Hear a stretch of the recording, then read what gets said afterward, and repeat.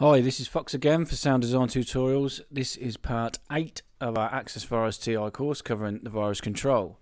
We're carrying on with the FX1 page now. In the last one we did the analog section, the distortion section.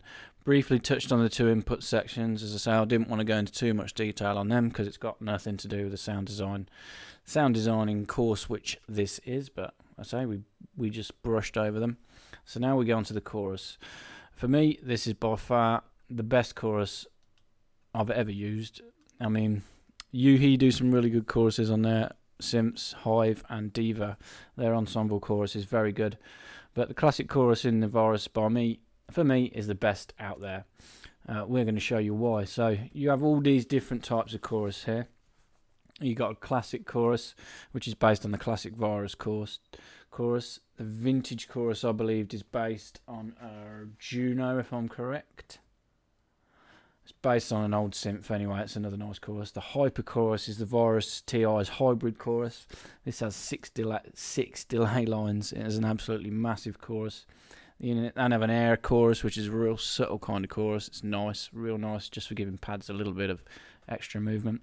You then have a dedicated vibrato in the chorus section, as well as the vibrato settings that are already set up on the LFO page. You then have a rotary speaker. This is really, really cool. It's sort of like a tremolo chorus and a phaser all in one. It's an amazing tool. So we're going to work our way through these. So we're going to start with the classic chorus. I've just got one oscillator tuned in, just a saw wave. So the controls we have are the mix. This mixes the chorus effect with the output. All the way to the left is off, all the way to the right is on full. You're hardly going to hear anything until you start dialing in some of the other dials. Delay. What a chorus is, it creates two, basic chorus creates two separate delay lines of the audio signal going into it. So what it does, it takes the input going into it, if you say it's a vocal or something like that, and it will delay it ever so slightly, real tiny amount of delay, almost to the point where you can't hear, well, you won't be able to hear it as a delay in effect. It just makes the sound a lot wider. Feedback, it sends the signal of the chorus back into itself. It just makes it sound even wider. It helps resonate the sound. The rate, this modulates the delay lines. You can change the starting points of the delay lines, modulate them with a sine wave, a saw wave, a triangle wave, a square wave, sample and hold, and a sample and gate. I went over these earlier with the LFO section explaining what these are. So you can modulate the start of the delay lines, giving it even more movement, more sort of stereo feel, and then the depth. This is the amount of modulation that the LFO does. So to start with, we're just going to give it some mix, 50%, and then we'll bring in the delay. If you modulate the delay while the note is being played, you get this really weird resonant effect. To stop it doing that, you're going to need some feedback. So we're going to give it 25% feedback, say. And we're going to introduce a delay.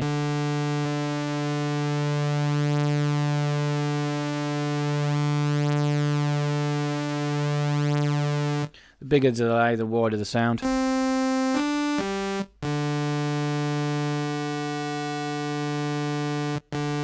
Still sounds quite static until you introduce the LFO, moving those delay lines.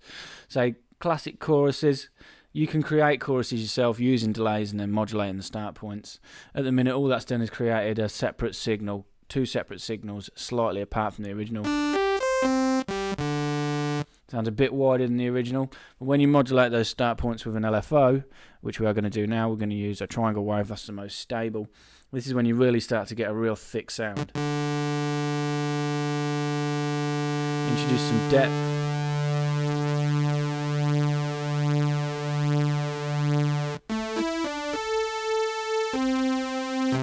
If I play a chord. So the rate of the LFO is how fast it moves the starting points of the delay, and the depth is how much it moves that starting point. So the more depth we do, the wider it's going to sound.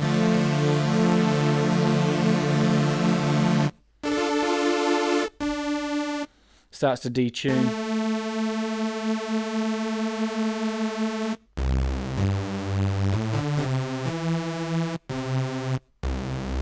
Can make some really gnarly sort of drum and bass sort of basses with a chorus. The rate, speed, the modulation up, you're going to hear it to a point where you can actually hear it as a delay.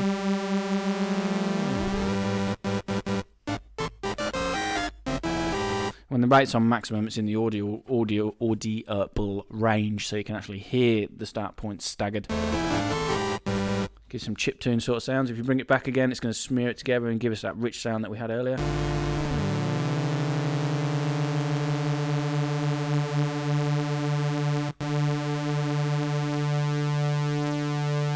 Classic choruses, or I keep saying classic choruses, but a classic chorus sort of sound which you use on pads and stuff, you're not generally going to have the rate on this above 40 or 50. If you get the rate higher than that,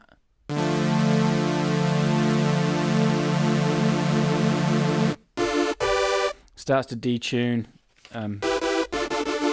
So yeah, me personally, I don't generally put the rate above 50. Same with the depth. I'll keep most of them around about 50.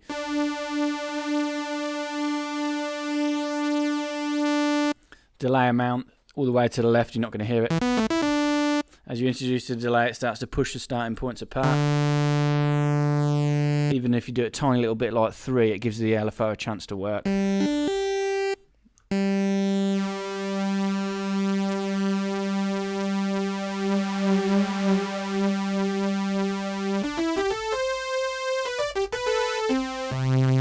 So that's just one note. So the power of this chorus is absolutely immense. Introduce some more mix.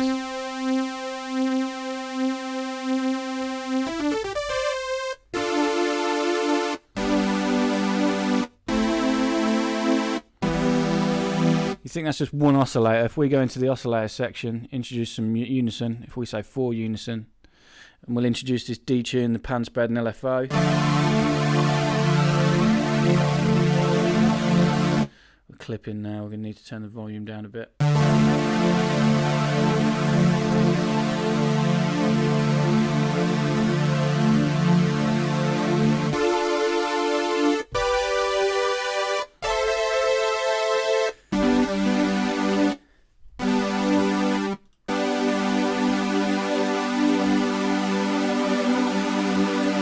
One oscillator. Look at the size of the sound you can get. So if we reduce the delay a bit and the feedback and the rate, we turn then this now to a hypersaw. See how big a sound we can make now. Detune.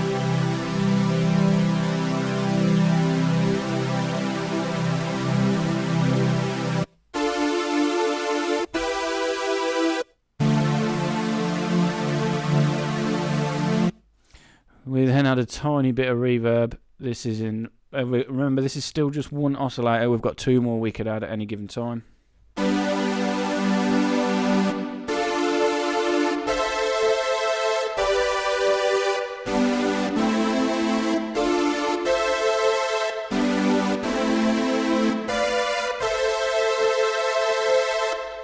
Absolutely massive sound. We'll initialize the patch again and we'll talk you through the other different choruses that we have. So that covered the classic chorus. Although it's not the most advanced, that's the one I generally use a lot. The controls are very, very easy to use and it's easy to get a lovely sound. So just be wary of pushing the rate and the depth too high. So vintage chorus. Same sort of thing. You don't have as much control on this. You have a different knob which is the crossover. Chorus crossover does, it shields the lower frequencies from the input signal from the effect of the chorus. So back to a saw wave again, bring the chorus in, introduce some rate. We don't have control over the delay line as a separate thing on this, it's automatically done. So introduce some rate and depth. If we play a lower note,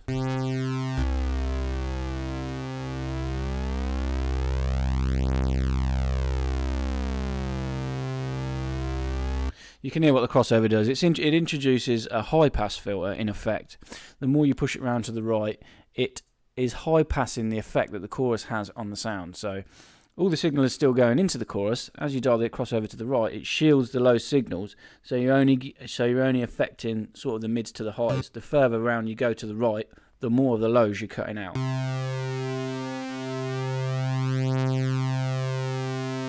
Very useful. Some certain patches you're going to make, you're not generally going to want a chorus on a lot of low ends. It can really muddy your mix up. So yeah, that's real straightforward, the vintage chorus. If you want something a bit more basic, go for that rather than the classic. Then we go on to the hyper chorus. So this is, it says in the manual, this is probably the most advanced chorus ever made. I am a massive believer that that is true. I've never heard a chorus that can do anything like this. You get 6 delay lines with this chorus, and it splits them equally over the stereo field. You get 3 for the left channel, 3 for the right channel. You can choose the. All right, let's just show you what it sounds like.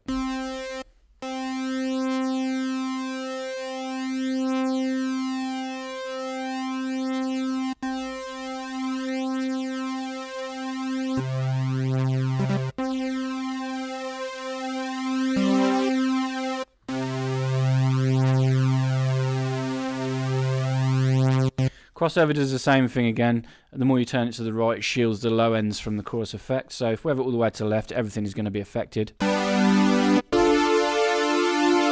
amount knob. You notice when you turn this amount knob, the numbers at the bottom go from 1 to 3.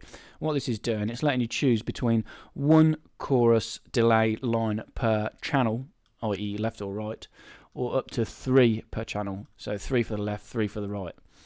LFO depth does the same thing again. It controls the amount of modulation that the LFO is doing on the delay start lines. So this is just 1. As we dial it around, it's going to introduce 2 more delay lines per channel.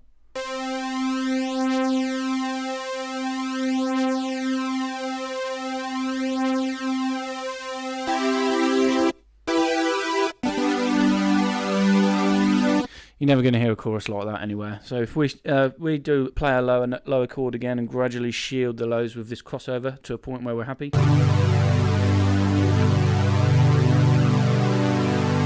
Introduce a bit more depth.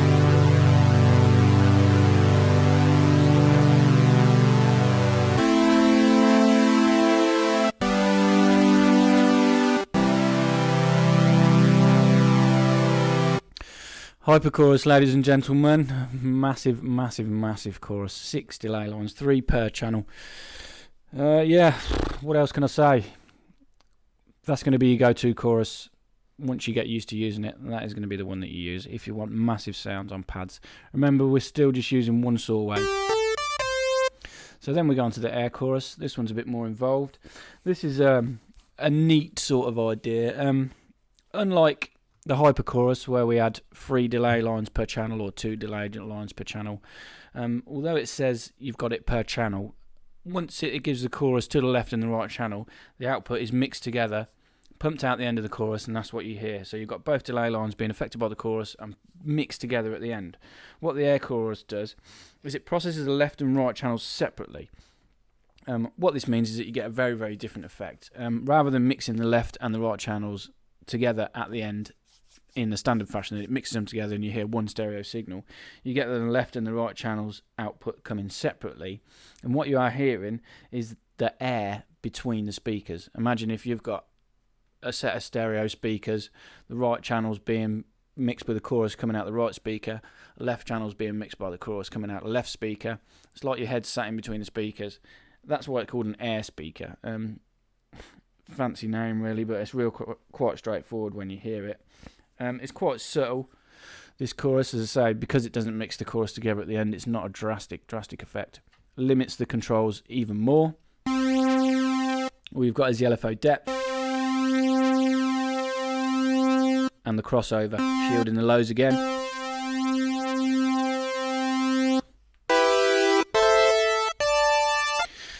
I use this one for really airy pads, sort of trancey pads, where you just want to give the highs a bit of a shimmer, shield the crossover. I generally would push it around quite high. You're not going to want the depth too high.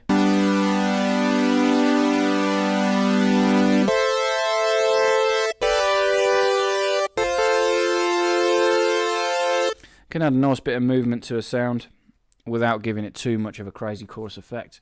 Really cool. Next one after the air chorus is a vibrato. This does exactly what it says on the tin. It's a basic vibrato. It's got the pitch modulation already in there for you. You can set the depth of the LFO on the pitch and the rate.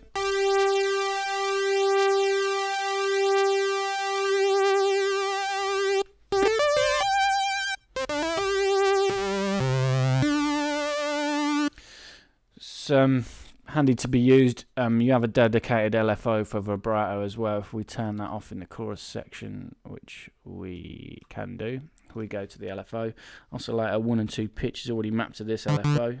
If we set it to quite fast, 1/16,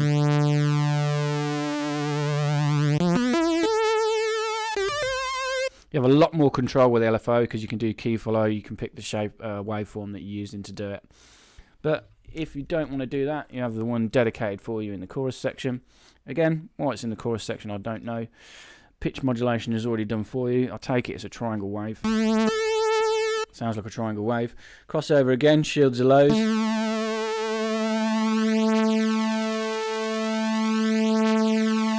Blends it to the point. That's a neat trick. It's got like an inbuilt filter, I suppose. It lets you a lot more of a subtle vibrato. The rate, again, controls the rate of modulation, how fast it's modulating the pitch. That's when it sounds more like a chorus than a vibrato. When you have the crossover push around to the right, so you're shielding some of the lows, and a slow rate. Got to remember that it is modulating the pitch compared to the other ones which don't. They're just modulating the delay lanes.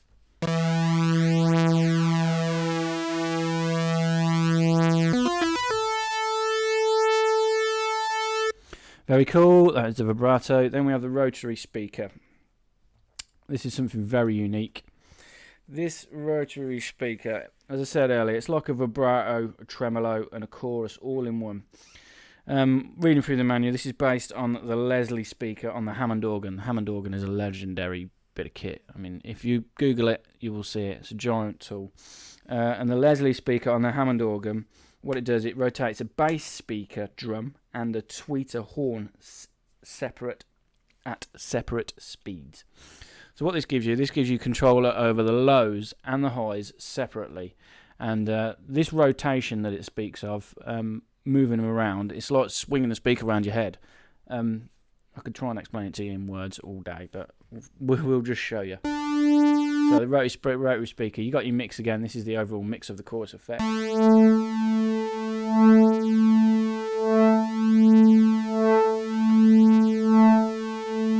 So the low-high balance, this is the output of the bass rotor and the tweeter horn. So low, you're going to hear mainly the low speaker. Sounds quite low and dulled. We move it around to the right, it brings in the high tweeter horn being spun.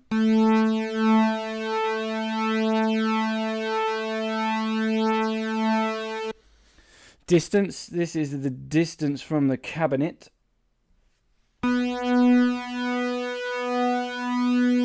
This creates like a stereo field. The further you are away, the wider it sounds.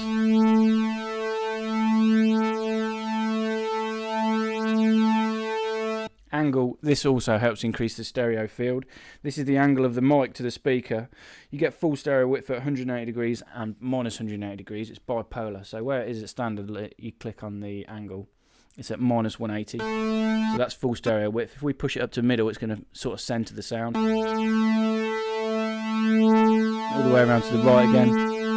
Full stereo width.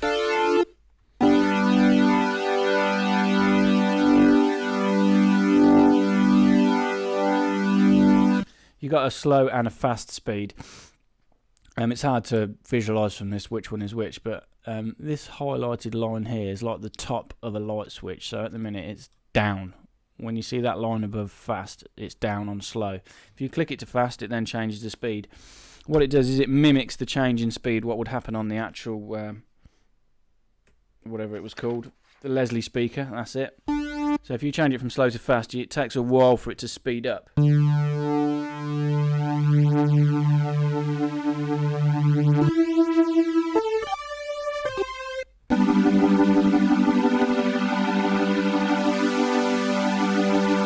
That's why it sounds like a tremolo and a chorus all in one, because the speaker's swinging around your head. The distance that I say it's swinging around your head, it doesn't do that because it's moving inside its box, but it sounds like the speaker is going round your head. When it's closer to your head at some points, it's going to sound a higher pitch. When it's further away, it's going to sound like a lower pitch. It's the sort of effect that you get when a car goes by you. That's why it sounds like a tremolo effect as well.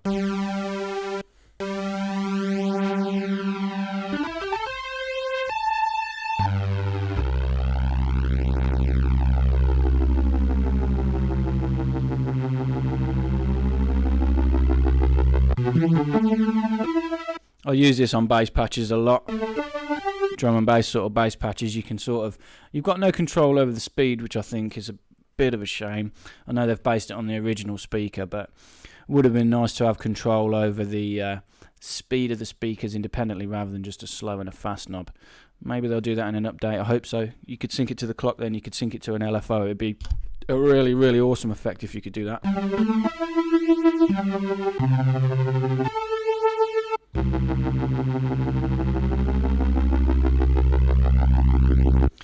Listen to it, awesome bit of kit. As I say, low-high changing from the sort of bass speaker to the tweetery speaker. The angle is the angle of the microphone to the speaker. This is what generates your stereo width. And the distance... This is almost like, think of it as like a filter for the tremolo effect. When it's dead close to you, when you're dead close to the speaker, you hear the effect drastically. As we push the distance knob round to the right, it's going to get less and less prominent.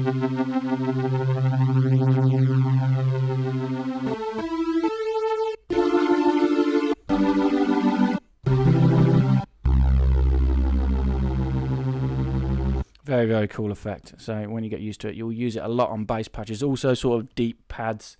The slow one mainly I use.